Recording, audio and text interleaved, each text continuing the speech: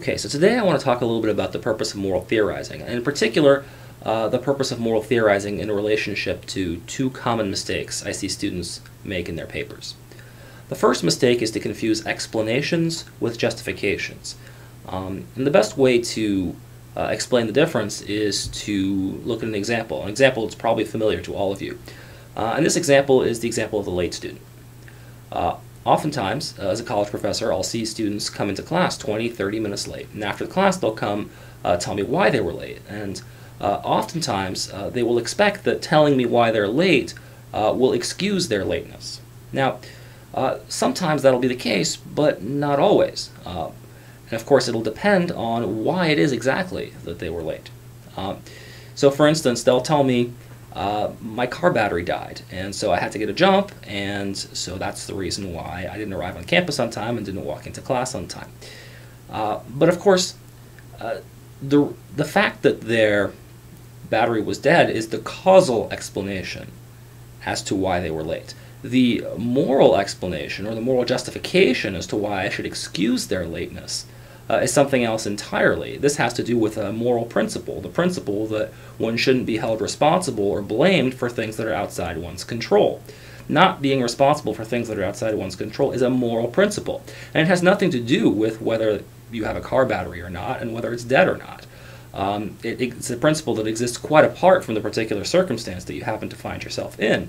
Now, as it happens, the combination of those two things, your car battery dying and this moral principle, might create an excuse as to why you were late for my class and why I should absolve you from blame for being late to my class. So your explanation may or may not be an excuse. Now, whether or not it's an excuse depends, I think, in large part about whether I hold people responsible for the proper maintenance of their vehicles.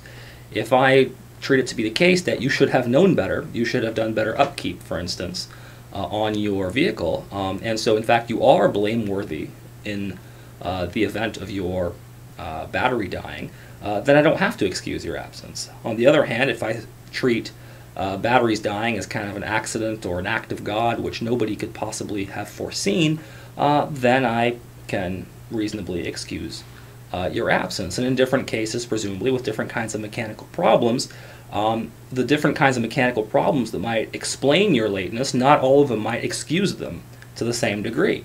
Right? A battery dying is not the same thing as a flat tire due to nails being in the road, for instance. It seems to me that the latter is much more excusable because it's much more in line with the principle that nobody should be blamed for things that are completely outside their control than your battery dying, when presumably you probably knew that your battery was on the out before you got into your car, and now you're trying to use that as an excuse for being late to class. So that's the first thing, confusing explanation and justification. The other major thing that I want to talk about today is, what is it? Oh, realism, right. Realism and moral theorizing. A lot of students will criticize theories for being unrealistic. But of course, if you think about it, the purpose of moral theorizing is to hold people to a certain standard that by definition is unrealistic. Of course, if we all lived up to that standard, there would be no point in having a moral principle about it, right? So for instance, take the principle murder is wrong, right? The reason we have such a principle is that, unfortunately, people still murder one another, right? People still lose control of themselves, or for various reasons, greed, fear, so on and so forth, they decide to kill one another in a wrongful fashion. And the fact that murder is wrong is a kind of an unrealistic principle in the sense that, well, people are always going to kill each other, and so, you know, it's unrealistic to expect them not to, is different than saying the principle is wrong, right? You could have a principle that says murder is wrong. The fact that it's unrealistic that people will live up to that principle isn't a reason to think that that principle is a bad principle. Presumably most of us think that murder is in fact wrong.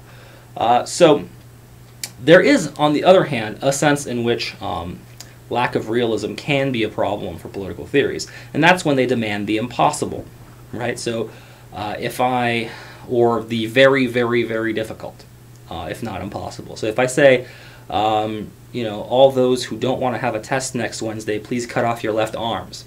That just seems like a very, very difficult way of showing your non-consent to my proposal, right? it seems like I would have to say, like, raise your hand. That would seem to be a reasonable way of expressing dissent. On the other hand, cutting off your arm just seems way too difficult.